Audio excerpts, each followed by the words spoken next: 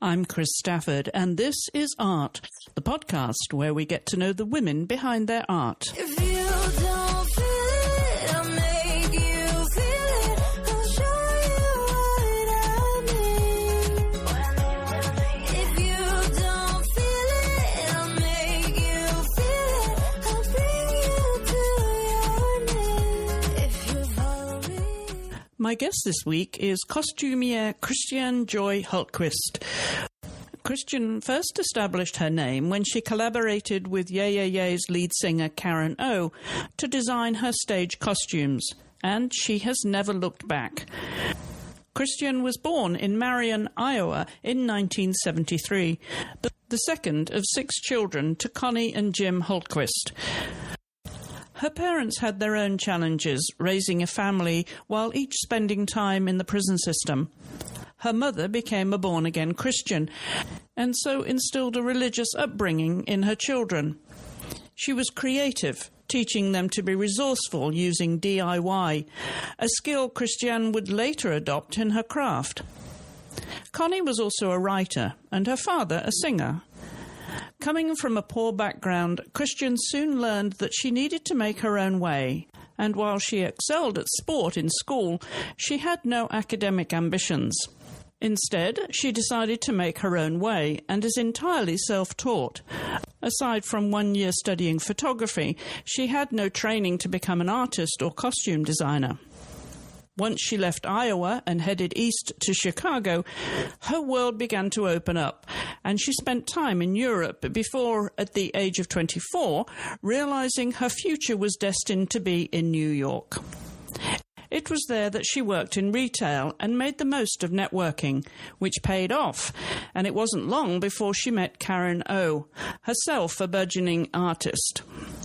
Thus began a partnership that would showcase her work on stage and give her the name recognition she needed to establish herself in the industry.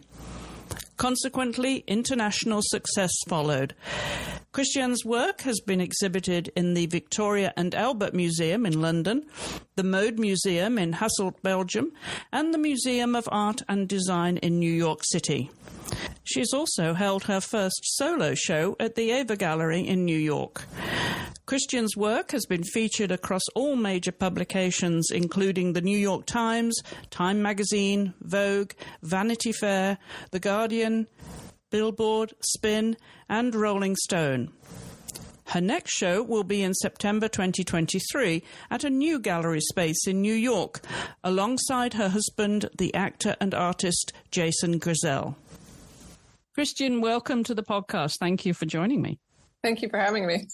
Well, we were just talking about tech, and I'm wondering, with your creative eye, whether you look at IT these days and whether it informs you at all in your creativity, modern trends.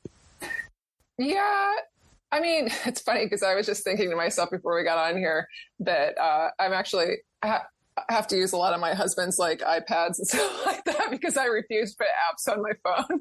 So I think, maybe not as much as it could. I think I sort of stay away from it a little bit. But I mean, obviously it probably does have an influence that I'm maybe just not seeing, but overall, I think probably not, I mean, I really like kind of just doing everything, by hand and stuff. So I kind of tend to do stuff more like that.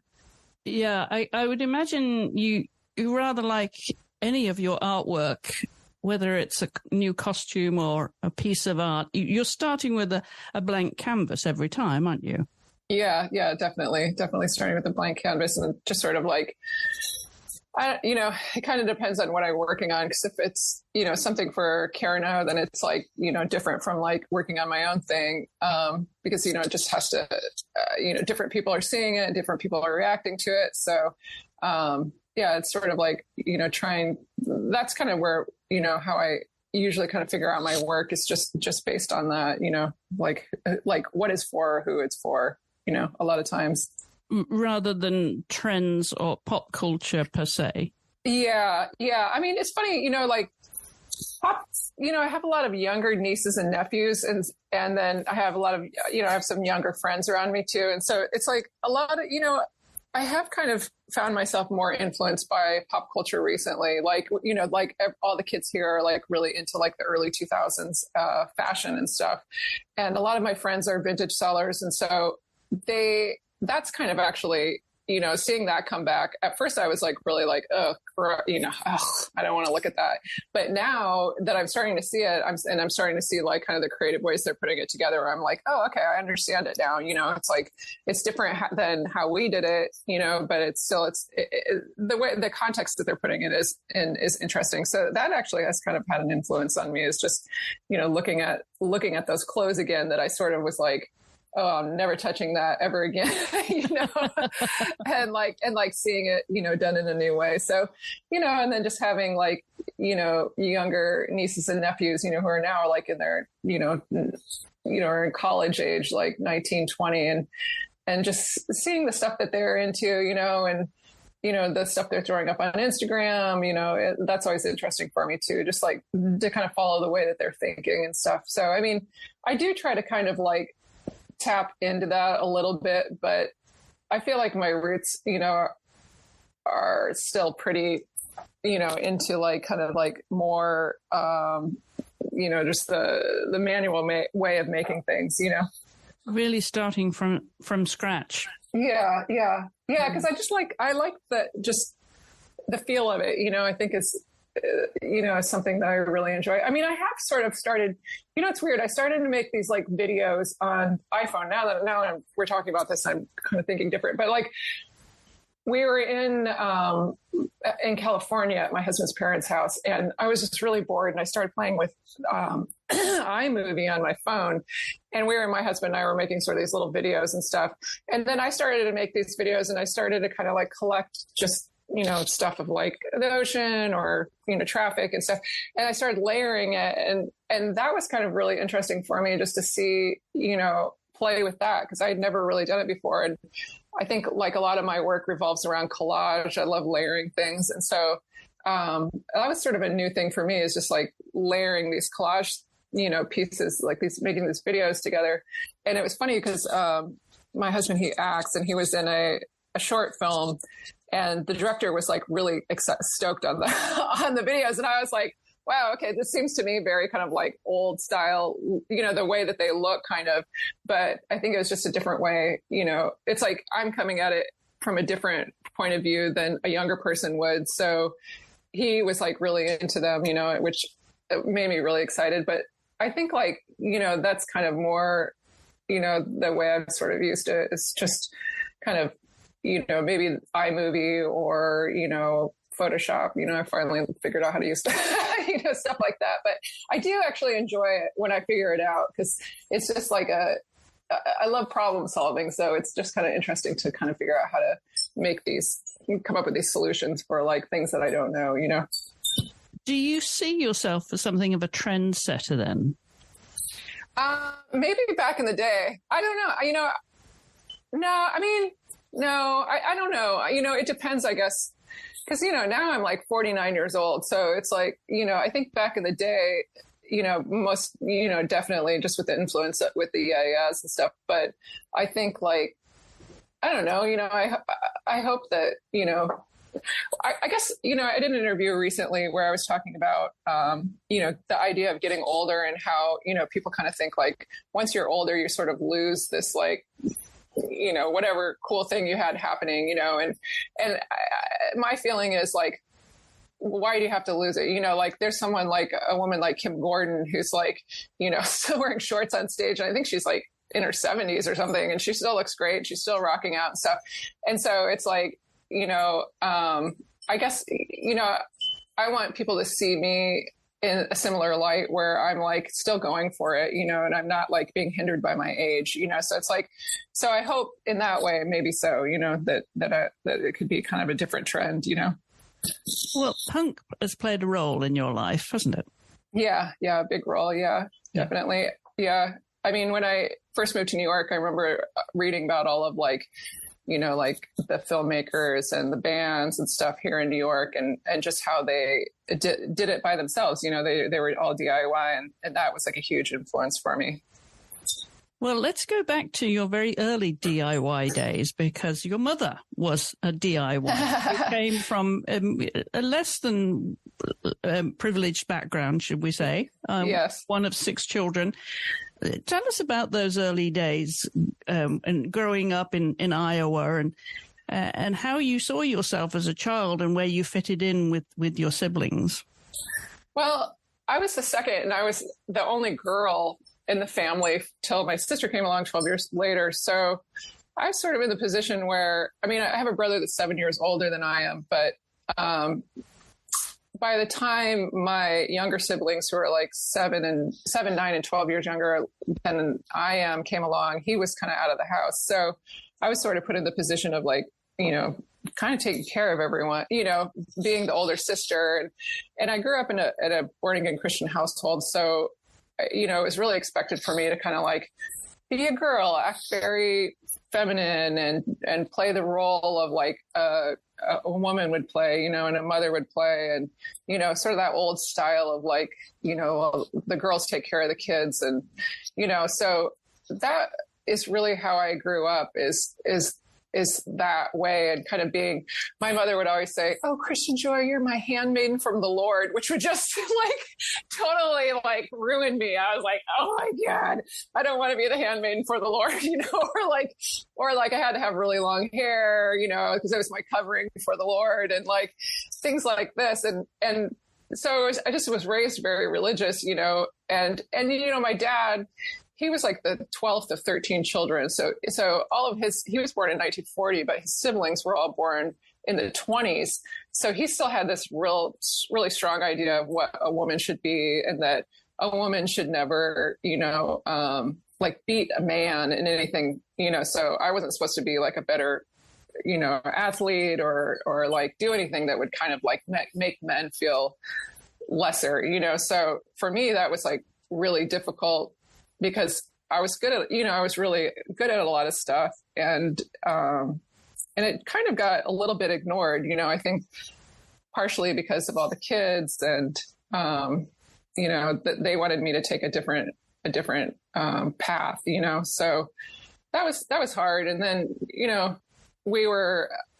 our family was not exactly looked highly upon. And so I kind of always had this chip on my shoulder where I was like, well, I have to prove to people, here that my family is actually worth something. So that was like something that really, really pushed me forward. And your mother, Connie, she was a housewife, and you said a born-again Christian. Born-again Christian, yeah. Yeah, so and I'm just wondering, with that, was your father equally as religious then? And were there principles and disciplines then that carried through your childhood from both of them? Well, okay. This is the craziest story. I've never really told everybody this. I have told friends this story. Basically, when my parents met, I think my dad was out on parole from prison.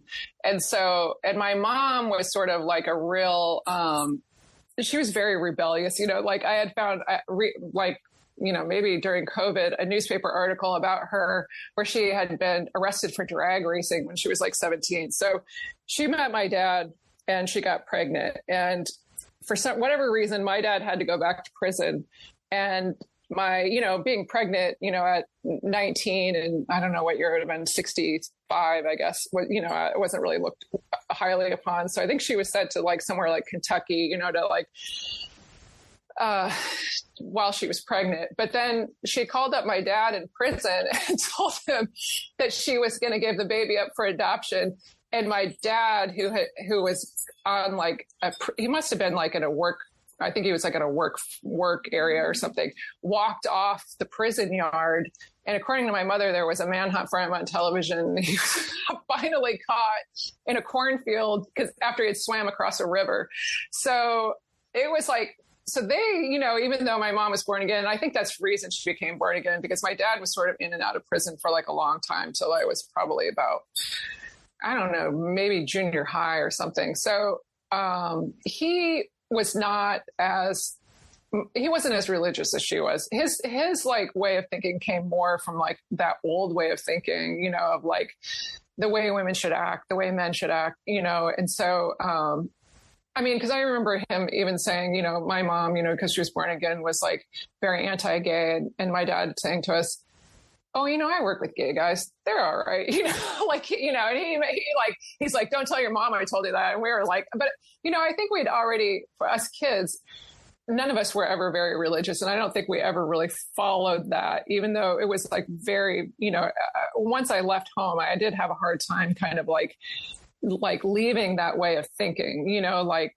that, that I was meant, you know, I mean, you know, it's a little cult like, you know, in a lot of ways, you know, so you're sort of like, you know, you grow up thinking that you're supposed to act a certain way and be the certain way and, you know, do things this certain way. Like I got married when I was 19 and I got divorced, and I remember thinking, oh, I better go do whatever I can because eventually God's going to make me go back to Iowa and go back to my husband. So it was like, that took a long time for me to get over, you know, I mean, that was a very hard thing to kind of go through. So, yeah, I mean, you know, on one hand, it's like you have this, like these people that are very rebellious, but sort of like trying to toe the line, you know, and so you're kind of like, it just makes things very, interesting, you know? So it's like, you know, I mean, my mom had this great story about how her and her friend were like trying to move a picnic table at a park. And this would have been when I was just a little kid, and how her and her friend prayed for an angel to come and help them move the park bench. And instead some Hell's Angels rolled up to like move it. So it's like, you know, it's just very kind of like this like contradictory sort of like way of like growing up, you know, where on one hand, you know, you're trying to be this like, just have someone who's trying to be this like really square born again Christian, but then has this like really like rebellious streak in them. So it worked out for the best, you know. A case of be careful what you wish for then. With yeah, totally. So, yeah. But your mother was creative. She had to be, you know, in an old fashioned kind of way, I suppose. So what did you learn from her in terms of your DIY skills then as a child? I mean, she just kind of figured out, you know, both of them actually, both of my parents, they just kind of did whatever they could to help us survive, you know? So I think like, you know, my mom, you know, my dad was always baking and, you know, doing things like that. And then they always had gardens and stuff. But then my mom she was like really, really into this idea of like the Great Depression, you know, how people lived through the Great Depression and how they would have to, I mean, we never made our own clothes, but like, you know, that idea of like a you know, dress being made out of a flour sack or, you know, things like that. So she kind of, you know, she kind of really made that part of our lives in a lot of ways, you know, like, okay, well, this is how you're going to do it if you don't have any money or, you know, because we didn't have any money. I mean, and they were trying to raise like 6 kids, you know, 5, I guess, because my brother had left by then, kids on like, you know, a very small amount of money. And so it was just, you know, interesting to kind of see like, it was just, you know, it's like survival skills kind of. And I think that's part of the reason why I was able to move to New York and sort of make it through those first couple of years where it was like, you know, I didn't have any money. I hardly ate, you know, and so I think like, you know, but that just knowing like, oh, you know, I'm going to be okay, you know, no matter what, you know, because I've lived through this before, you know, of like, you know, just, you know, like they would go to the grocery store. There was this grocery store that had like day old fruit, and we would go and my mom would sign up for it. It was $1 a box, but sometimes you'd get like 14 boxes of bananas, you know, so it would be like, they'd come down the street with like 14 boxes of bananas, like weighing down this little car, you know? So it's just all of, you know, stuff like that, you know, like, oh, let's make some mittens out of socks or, you know, and sometimes, you know, it was embarrassing, you know, when you're a kid, you're trying to be cool and you know, your mom's making all this stuff or, you know, she was kind of a hippie, you know, too. So it was like, it was very creative, you know, just in regards of like that you had to find these different ways to survive. So it was a real like, constantly problem solving, like I remember one time painting a room with my dad. We had gotten some pink paint at a garage sale, and we ran out of paint, and I said, oh, let's put Kool-Aid in it. And we dyed the paint with Kool-Aid. So it was like some, like that. So, and I remember as a little kid, like our pipes were always bursting because my parents had bought this house for like $12,000, and it was like built in the 1890s. So a lot of it was constantly falling apart. But one of my favorite things was when the pipes would burst under the sink in the kitchen to try to fix them, so it's just kind of stuff like that more, like, okay, well, I got to figure this out. Somebody's got to figure it out. So what are we going to do? Because we can't afford to pay anybody to do it. So it's just like learning a lot on the fly, and so I think that was a lot of it. And then also my mom wrote, so she wrote all the time. And, so that was, she made a couple books, which I actually haven't read because I'm a little afraid to read them. But that was kind of her thing, what she wrote. And then my dad, when we were growing up, was just this really amazing singer. He had this beautiful, beautiful, beautiful voice. So, the two of them were pretty, creative, but I think they were kind of hindered by the fact that, we were so broke all the time. But my mom definitely figured out ways around it, Yeah. Do you know what she wrote about? Was it fiction, nonfiction, poetry? She wrote about how to be a submissive wife and how to be a good wife for the Lord, basically. And like, how to be a good housewife and raise your children in a Christian way, So it's like, for me, it just like sends shivers down my spine, I don't really want to read it. My husband's read it because he reads everything, but like, and then, well, here's the funny part.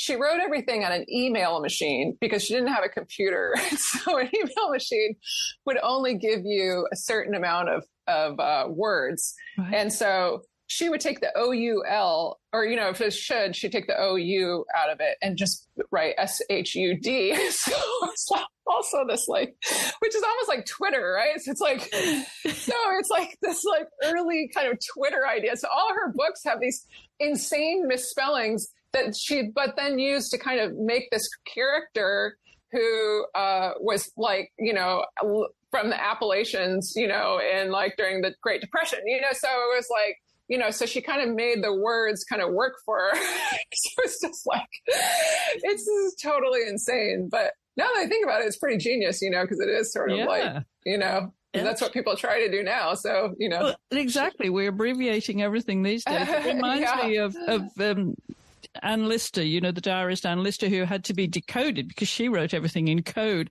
And I'm wondering if one day that you have to decode your mother's memoirs, and who knows what they might reveal. Oh my God, I don't even want to know.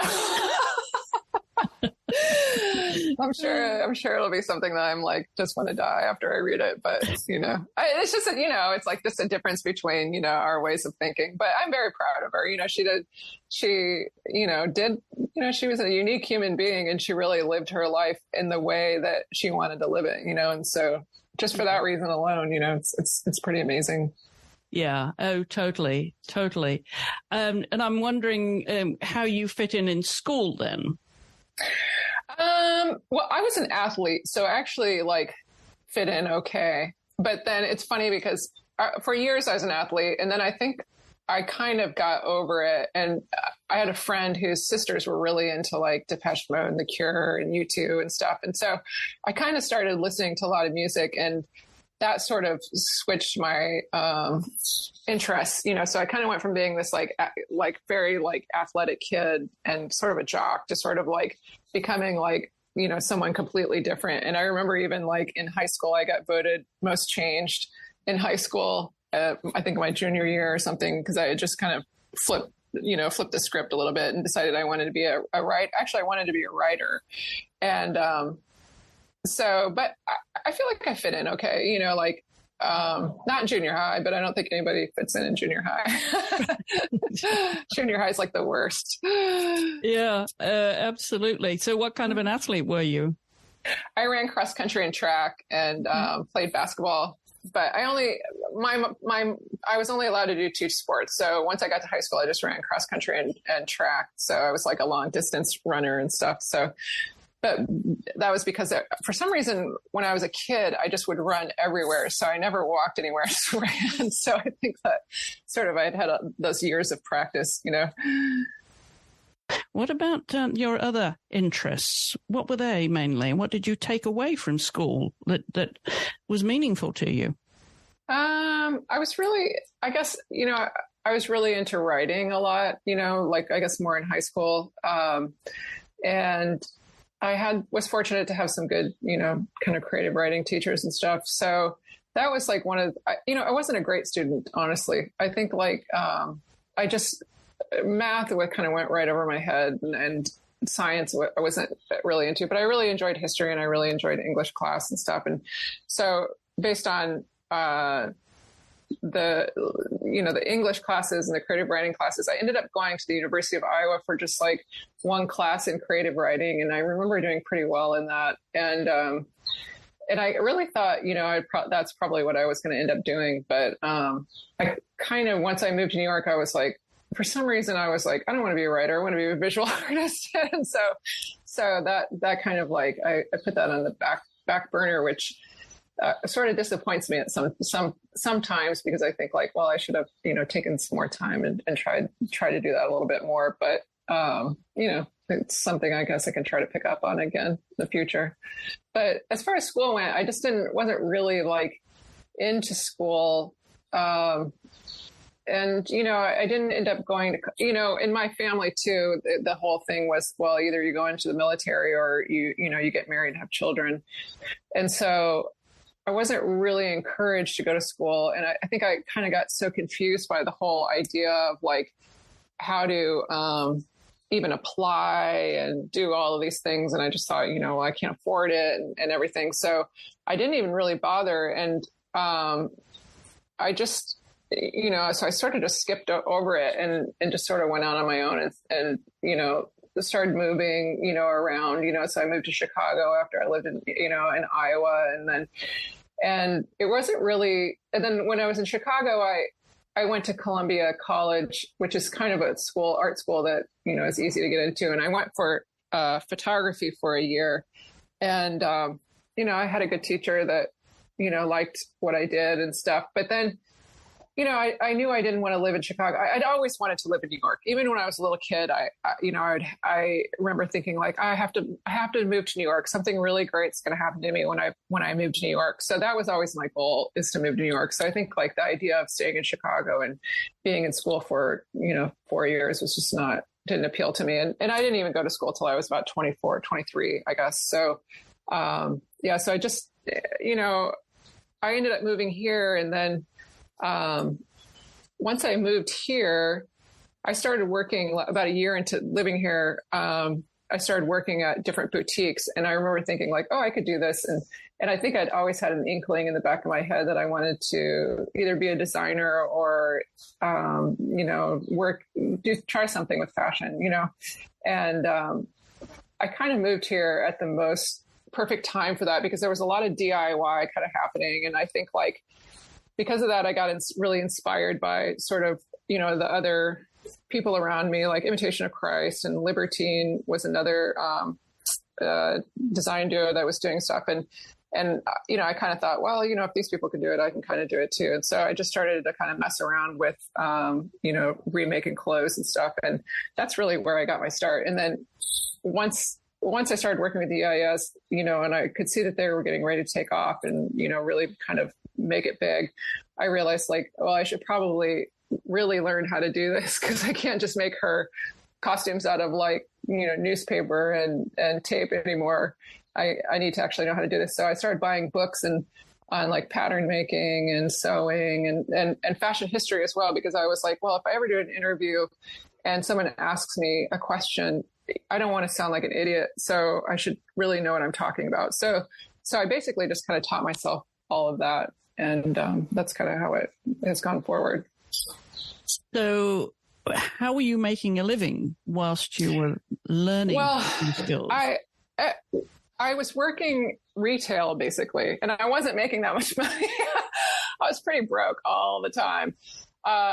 but I worked first. I worked at this place called Antique Boutique that was over on Broadway and around Astor Place, and in that place, I met so many people, and I made a lot of friends working there, and that place carried like a lot of like young, cool, up and coming designers, and so I worked there for not very long because I got fired ultimately, but then I ended up working for this other smaller designer called Daryl Kay, who was like a very, she was kind of really in with like the downtown scene. And so I got a job working for her. And because of that job, I just sort of like, I don't know, I think I started to kind of see things in a different way. And, they gave me the opportunity to work at the fashion shows and stuff like that. And so I think, just working for a small designer and seeing how she worked, kind of gave me a lot of insight and stuff. And also that's, just working in retail, I met so many different people, and that's really how I met Karen even. And so it's like, I think there's a lot to be said for, just kind of being out there and sort of being amongst people, and talking to people. Cause it's like, that's really how I feel like I've gotten anything, any opportunities, it's just kind of being out and about and talking to people and trying things, so those were all important. But, working retail, I didn't really make that much money. I got free clothes, but fortunately my rent was cheap.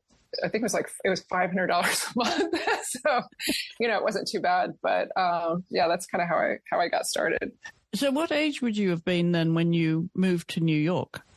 I was 24 when I moved here. So I kind of consider myself a little bit of a late bloomer. Like, I just, cause even, by the time I was, working with EIS and stuff, I was about 28 years old, so, or maybe younger, 26, I can't remember, but like, so it just took me a long time, I think, cause, I kind of went about it in such a different way, of like, moving around, sort of learning to survive on my own and, kind of getting through all of that, I think, is like a big learning lesson, even,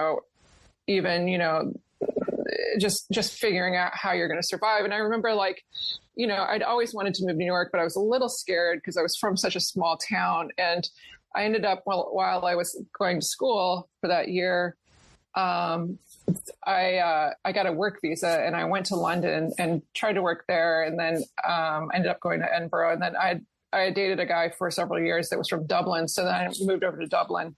And so I think just doing that kind of like gave me the nerve that I needed to, move to New York. And I remember once I moved here, I felt like I just hit the ground, running. So, I think there was a lot of like, learning how to survive on my own and, knowing what I needed to do and thinking about it, for those like, whatever from the ages of like 20 to 24, so it was like, I think it worked in the way that it was meant to for me, Yeah, I was going to ask you, where your confidence came from at that young age. Was that determination? Were you driven, or was it a matter, as you say, of survival, but also with the dream of becoming a designer and knowing that that was the path you wanted to take, even though it wasn't paved and waiting for you? Yeah, I mean, I think, like I said before, like part of it was that I really had this feeling that I needed to show, I was really driven by this feeling that I needed to show all these people in Iowa who looked down on my family that my family was worth something. So that was like a really strong driving factor. I also just had this feeling that I was supposed to be doing something, and so it was sort of this search for what that was that I was supposed to be doing and kind of feeling it out and trying different things. And I think, I feel like one thing that I feel very lucky to have is a real sense of determination, and a real sense of like hard work, like I'm not afraid to kind of put in the hard work and just keep trying and kind of keep trying to move forward. And, and I think that's a lot to do with it, cause it's like, you can be great at something, but then, it might never come to fruition. I mean, some of that's like luck too, but I think like it is like sort of that determination to to succeed, and without being necessarily like, I don't know why my mind's going blank now. Without kind of being a jerk about it, and just trying, and seeing what kind of happens, like throwing spaghetti at the wall a little bit, So I think that's what it was, and I don't know. I had this instinct, I think, that like, something was moving me, propelling me forward and making me feel like I did have to do something because it was in the cards, And a lot of this you figured out yourself because you're self-taught. And you mentioned there that maths wasn't your thing in school. So how did you work through all the, the design process and the mathematics that I'm sure they're involved in that? Yeah. Putting it all together. Yeah. I think I think I just was taught math in the wrong way. It's like once, you start to like realize what geometry really is, like geometry, when they start telling me like X equals blah, blah, blah, I was like, oh, I have no idea what that is. But like once, I started looking at, trying to learn to make patterns and stuff, it kind of started to make sense. But the funny thing was I kept wanting to find a book that was like, well, why is this like this? And of course it's like, well, because this is the shape of the body, but it's like, I just wanted to read something that said, well, this has to be like this because the body is shaped like this, and this body might be shaped like that, and that's why this has to be like that. So it was like a lot of it was like that I just wanted someone to explain it to me, in those terms, But yeah, I feel like I did end up learning a lot of math and teaching myself a lot. Because the thing is, I actually do really enjoy math, but it's just I think the way I was taught it, I just couldn't wrap my head around it. It was just so confusing for me and frustrating. I mean, I would just look out the window the entire time I was supposed to be doing a test because I just had no idea what they were even asking me, So I think it's just, you just like, you're able to teach yourself in the way you need to be taught and understand in the way that you need to be, figure it out. And so I think that's really what it came down to is I just, had to learn it on my own because I don't think necessarily. And also, I was very stubborn and I thought I knew everything. So I don't know if anybody actually taught me, But you're just one piece of a puzzle, I suppose, as a costume designer. You rely on a team of people. And I'm wondering, who was your right hand then? Who were the people that were helping, or you wish could be, I don't know, whether you needed a manager or somebody to help you, steer and support you in the critical days of, getting all the logistics together and establishing yourself as a brand in yourself. Right. I mean, everything I've ever done, we've done, here in my studio, so I've never, I did try to be a fashion designer for a little while. And then I was like, this is not really what I want, and I learned that pretty quickly. I also figured out that just doing custom costume design was probably going to be a little more lucrative because, it's like when you're doing a fashion design, I mean, you might as well just throw money out the window, so, and also I just kind of felt like, well, more than a fashion designer, I want to be an artist and I want to create these things that are memorable, like not necessarily like, the best shirt anybody's ever made, so, I mean, everything I do is done by me. And then I have an assistant, Caitlin, who, works with me when we have big projects. And so, it's just basically Caitlin and I. So we print everything. We, any of the like surface design, we do all that, all the sewing. So she's sort of the one that kind of actually, I have to say, kind of keeps me focused or, does the things that I don't want to do. And, I can't even actually always hire her, most of the time I'm on my own, but when I do have the opportunity to have her, it's great because she's been with me she's been with me actually since she was 18 and she was an intern. And then, I think now she's like almost 30 or something. So she's been great to have around. And she's really one of the only people that I kind of trust to have around me.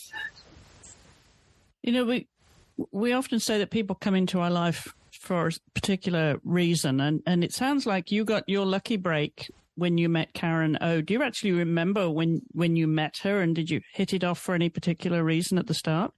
Yeah, I do. I remember her very well because I remember she used to come into the shop that I worked in, and this is before either of us were doing anything. So she was studying film at NYU, and I remember she would come in, and you know how she has the really long bangs now. She used to have the really short, you know, fringe. She used to have really short bangs, and I remember thinking, who is this funny, weird girl? You know, and like she would come in, and she was very shy, and she sort of talked to me, and I just kind of thought, you know, I wasn't really sure what to think about her, but I liked her, you know, and I felt like some odd connection to her. And I remember she didn't come in for a really long time.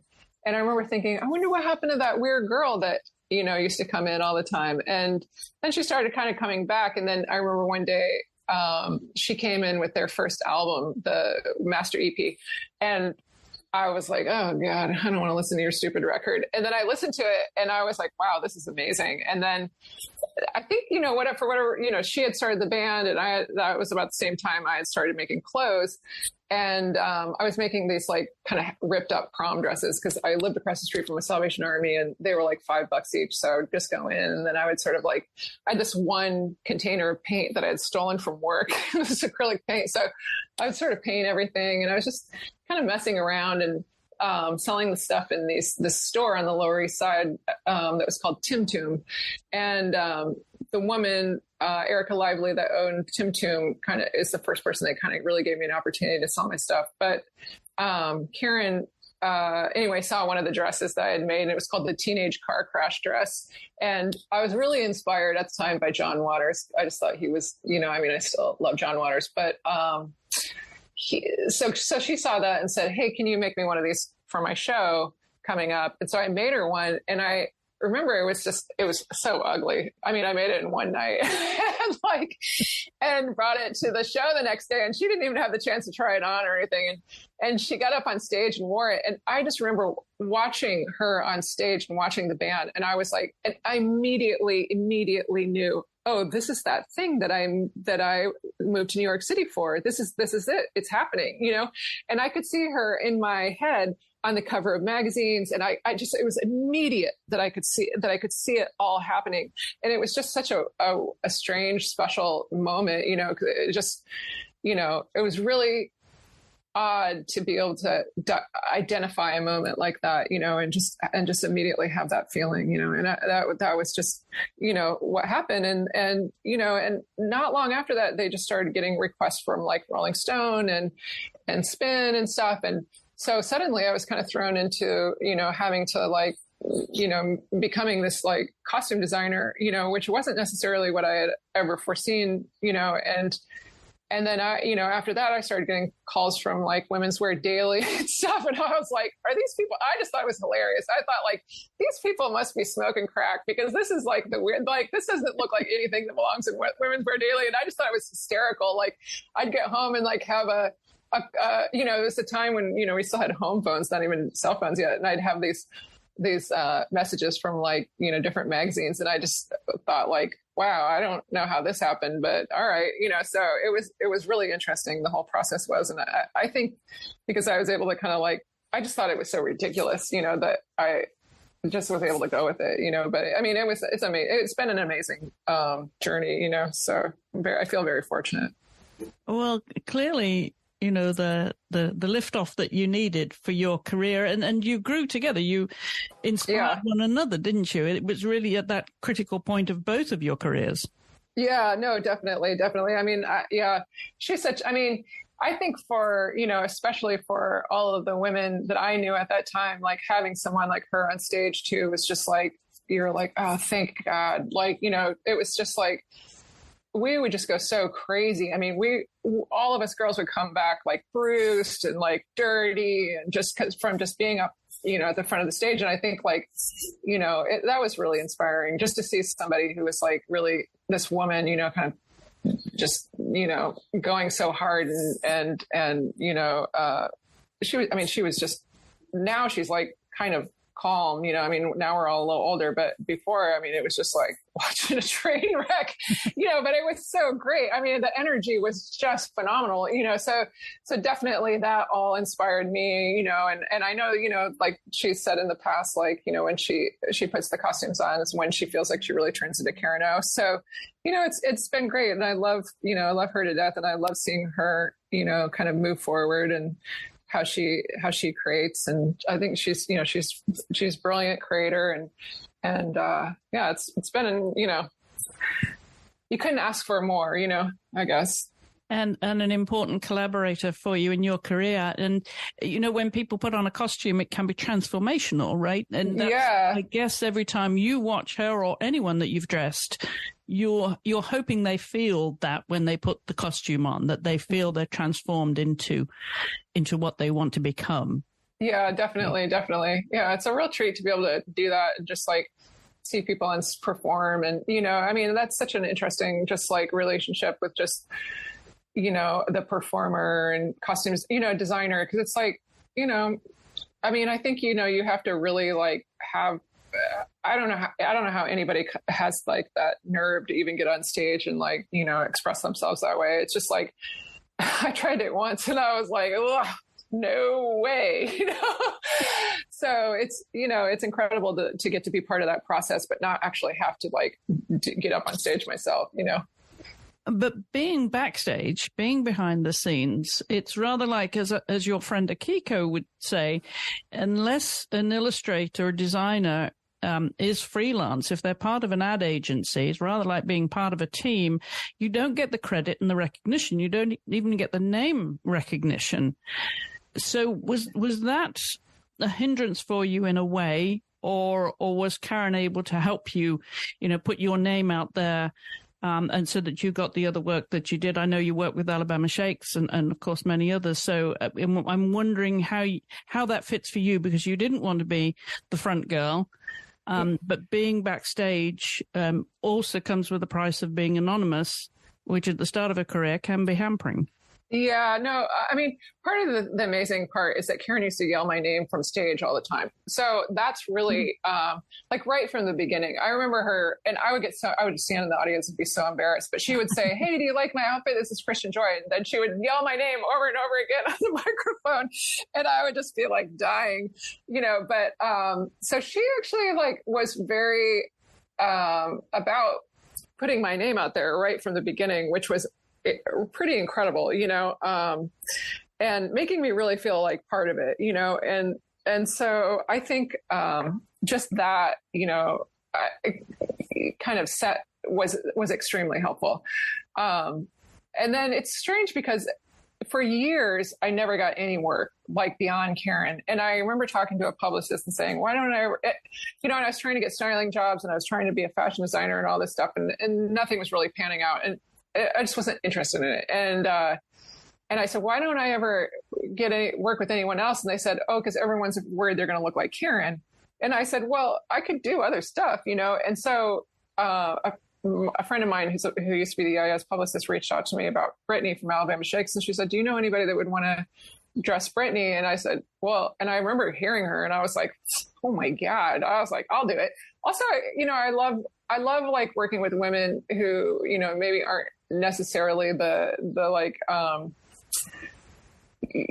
like the usual kind of women that people would want to work with, like I like them when they're quirky, they're a little funny, like, just women, women like that I would know, so it was like, so I find it to be a real, I really was like excited to work with her. And I mean, her voice is just insane. And so it was like, the opportunities I got working with them was just like amazing. I mean, I got to do the Grammys, and I got to do like make her an outfit that was like she wore at the White House, with Obama. I mean, that was like really cool.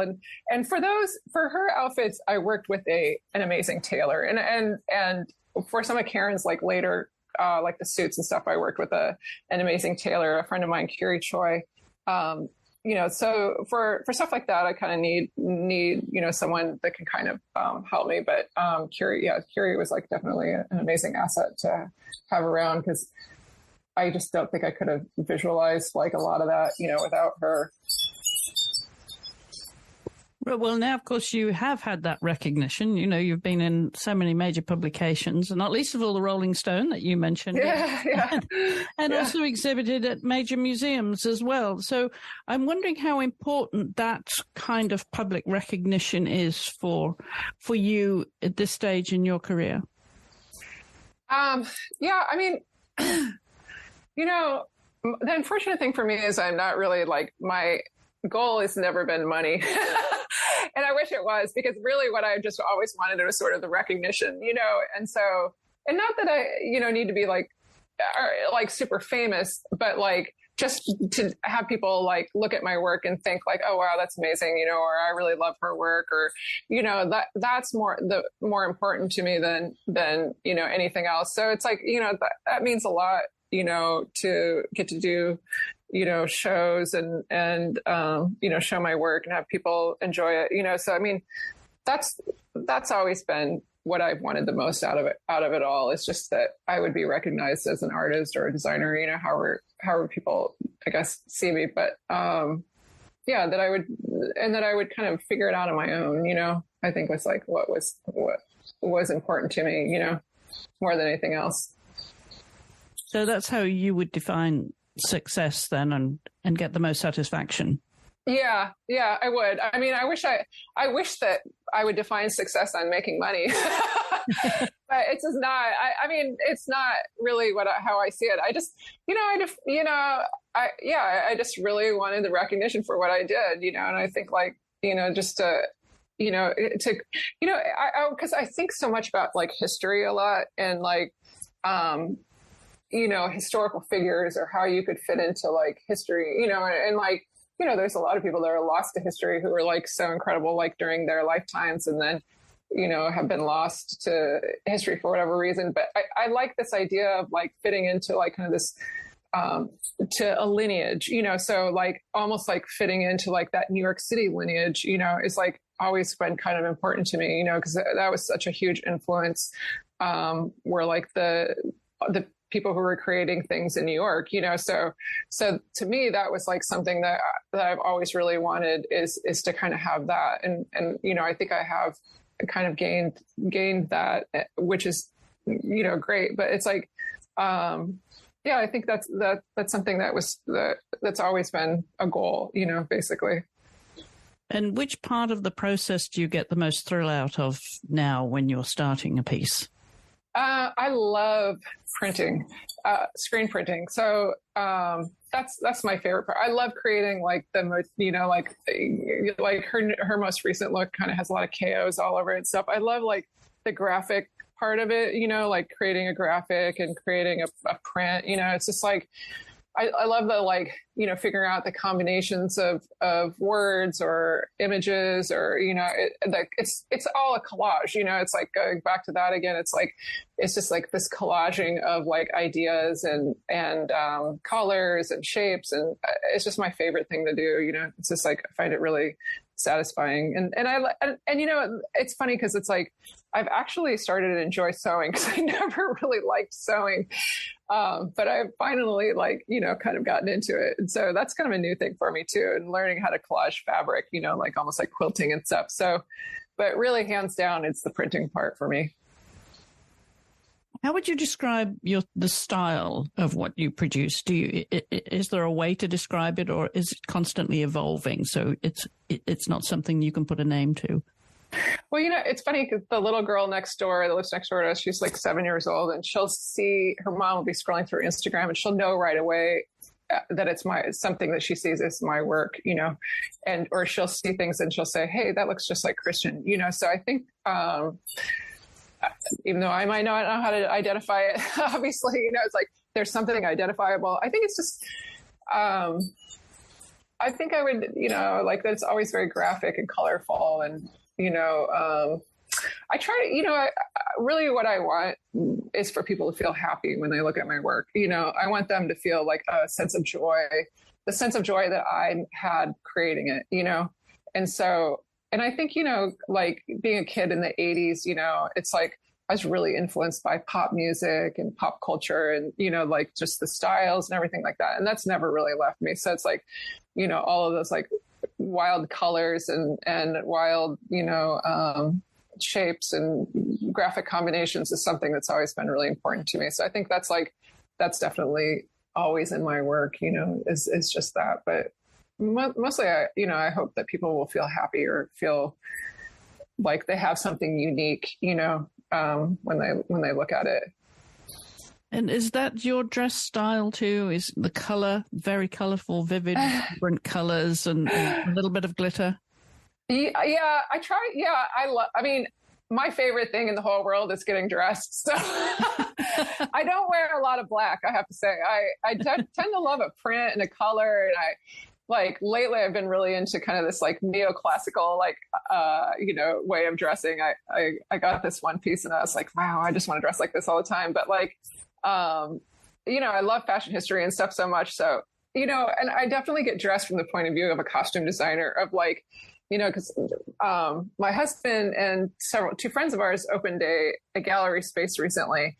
And so now in my mind, when I have to go to the space, I think to myself, okay, who am I today? I'm wearing this 1930s dress with all this silver jewelry. I'm feeling very Georgia O'Keeffe, or so I kind of always identify a character in how I dress. So it's I keep telling them if we really become somehow gallerists, I'm going to start wearing Armani suits or, all this, so it's just that's basically how I get dressed. But yeah, I love a lot of color. I mean, I don't feel good if I don't have some sort of color. And I always have, a big earring or I love jewelry, just the more kind of bold and whimsical, kind of just stuff that would, people, it's funny. I don't like to be on stage, but I really like, being identified for the way I dress, So you relish the idea of going to openings and.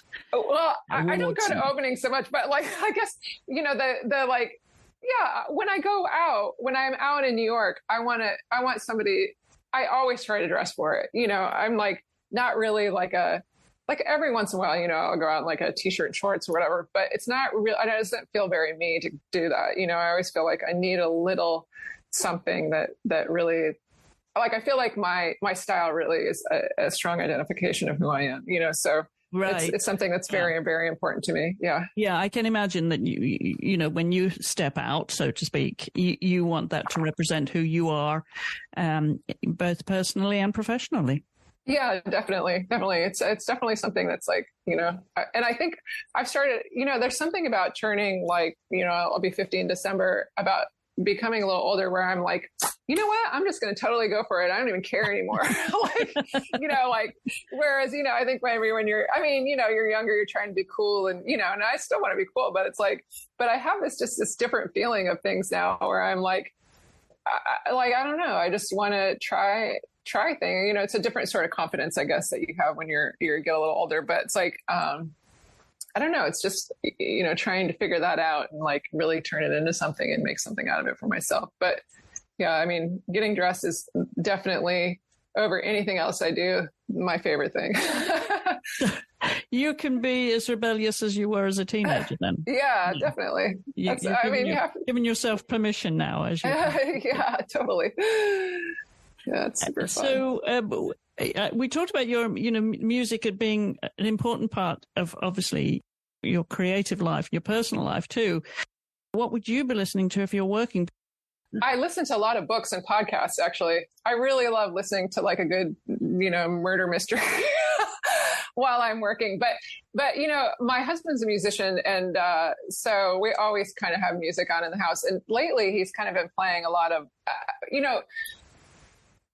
I think what I've been more into recently has been sort of almost jazz and world music, but then I always go back to I was thinking, I actually made a list this morning of stuff, but I always love kind of the Yaz or Fun Boy 3 or bands like that. It's just kind of I don't know. I feel like my music choices haven't really advanced, except for the fact that now it's there's a label called Mississippi Records where we listen to a lot of music off of that, and it's kind of a little more obscure kind of music and stuff. I I think music from other countries and stuff is what I really have been enjoying the most lately. Cause it's, I don't know, I think I've seen so many bands and stuff that like, it's just not been something that, rock music is not something that appeals to me as much as anymore. You know what I'm saying? It's like, you've grown out of it. Yeah, a little bit. And I still hear stuff that I love, but I think more kind of, Caribbean music or, we have like records from Iran or, you know what I'm saying? Stuff like that. It's just like, but it's such a different sound. And so it's kind of has, it really, especially there's this Iranian record that we have where they're just, the music, you're just like, it gives you just this like ecstatic feeling, of like, oh my God, what is this? It's just like, that's kind of what I'm looking for more is sort of that, like that feeling of like something that sounds, just totally different, or that I haven't heard before. And especially when, you hear somebody singing in a different language, I think it's always kind of like, makes your brain go into different places. And so that's kind of what I've been enjoying the most lately. And finally, what's next for you, or what are you working on now and looking forward to? I have a show coming up in September. So as I said before, we started a new, my neighbors and my husband and I opened a space called Neighbors, and it's in the Chinatown Mall. It's at 75 East Broadway on the second floor. And we kind of opened it as just like a space where each one of us gets to curate something different, so like I guess each of us does something like 3 times a year. And so in August we have like a t-shirt show coming up where it's just going to be all t-shirts. And then in September I'm doing a show, and I'm doing it with this photo duo that I work with a lot called Ulex. So I'm going to create a costume and they're going to create photos, and I'll probably do like some backdrop kind of things too. And so that's what that's going to be in September. So I kind of need to get my house in gear and really get that going. But so that's what I have coming up. And any long-term ambitions now? Do you have a bucket list? Not so much. I guess I kind of really learn, my life's always been kind of like living day to day, kind of trying to figure it out, I want to travel more. I think that's a big one, it's doing a lot, it's traveling and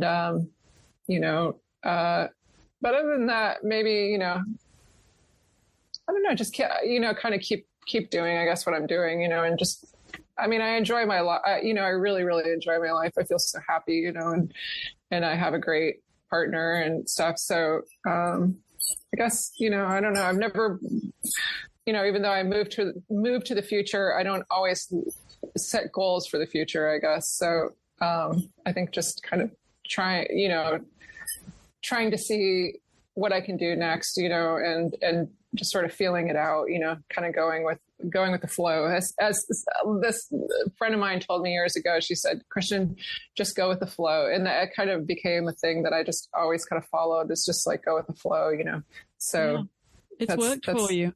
Yeah. So that was it. That, I don't know if she knows that I remember that, but that meant a lot to me when she told me that, so yeah, that's kind of how I've tried to do things. How about teaching? Do you like the idea of teaching?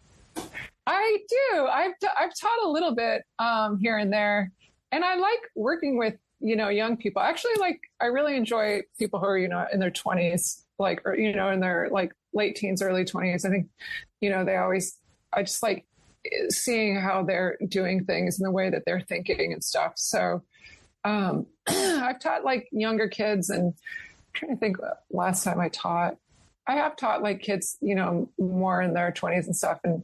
But I enjoy it. I've never really gone out of my way to try to do it, but, I'm always open to it, just trying to, I guess, show them new ways of, I don't know, they'll probably teach me new ways of thinking, but, I think, there's a lot to be said for like, old and new combined, Yeah. Well, whichever way you go, I'm sure there'll be a lot more colour in your life, colourful costumes, and a lot more to look forward to. Christiane, thank you so much for taking time to come on the show. I've really enjoyed it. Thank you so much. I really enjoyed it as well. And if you'd like to see more of Christiane's work, you can find a link to her website and social media in the show notes accompanying this episode. And you can also follow us on social media. On Instagram, we're at The Art Podcast. That's art with 2 A's. And you can leave us a message there too if you have any comments, questions, or suggestions for guests. We'd love to hear from you. And if you have a moment whilst you're on Apple Podcasts to leave us a review, we would love that too, because that helps others find the show. I'll be back next week, so I do hope you'll join me then.